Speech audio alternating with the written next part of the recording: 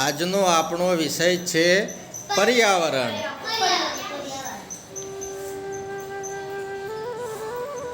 આજે આપણે પર્યાવરણમાં સરસ મજાનો આપણે પાઠ શીખીશું. તો પાઠની આપણે શરૂઆત કરીએ એ પહેલાં આપણે થોડાક પ્રશ્નો પૂછીશું અને તમારે જવાબ આપવાનો. સમજાઈ ગયું બધાને? સમજાઈ ગયું? સરસ.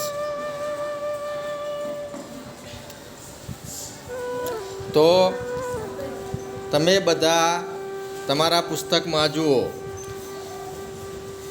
આપણો આજનો એકમ તમારા પુસ્તકમાં ખોલીને બધા બેસો. તમે જોશો, તમે બધા અહીંથી જશો ઘરે એટલે તમે મમ્મી પપ્પા સાથે બધા શેમાં રહો છો? શેમાં રહો છો? હા, એ ઘરને આપણે શું કહેવાય? આપણું ઘર. શું કહેવાય? મારું ઘર. શું કહેવાય? હા, તો આજે આપણે ભણવાનું છે મારું ઘર વિશે. શેના વિશે ભણવાનું છે? શેના વિશે ભણવાનું છે? સરસ. તો હવે બધા આપણે તૈયાર છો? બધા આજનો આપણો વિષય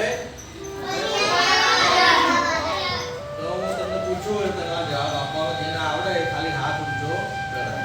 વચ્ચે બોલવાનું. તમે બધા ઘરે જશો અહીંથી એટલે બધા તમે તમારા મમ્મી પપ્પા બધા શેમાં રહો છો? જેને આવડે ખબર હાથ ઊંચો કરે. તમે જેમાં રહેતા હોય મમ્મી સાથે પપ્પા સાથે એને શું કહેવાય? તો જેને આવડે ખાલી હાથ ઊંચો કરે. તમે શેમાં રહો છો? ઘરમાં. દરેક રહેવા માટે શું હોય? ઘર. બરાબર? તો રહેવા માટે ઘર. ચલો, કોને પતરાવાળું ઘર છે? પતરાવાળા. કોઈ નરિયાવાળું ઘર છે? નથી. ધાબાવાળું ઘર છે? ધાબાવાળા. બરાબર? તો મકાન કેવા કેવા હોય? ઘર કેવા કેવા હોય?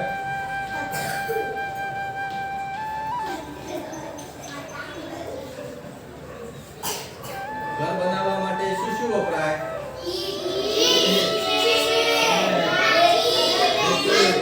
પાણી.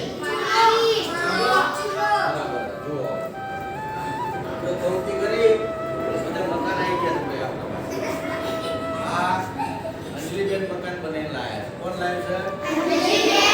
આ કયું મકાન કહેવાય?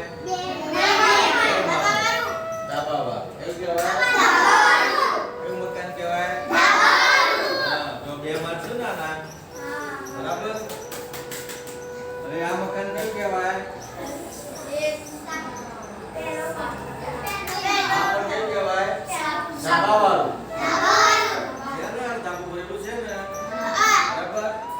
બધા સરસ મજાના પતરાવાળું મકાન બનાવ્યું છે. કેવું બનાવ્યું છે? કેવું મકાન બનાવ્યું છે? બરાબર? આ બધા વિવિધ મકાનો છે આપણા.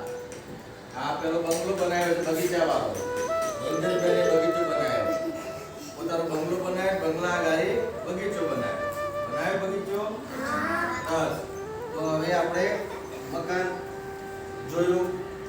મકાનની અંદર શું શું બનાવવા માટે વપરાય એ પણ આપણે જોયું. હવે આગળ આપણે જોઈશું.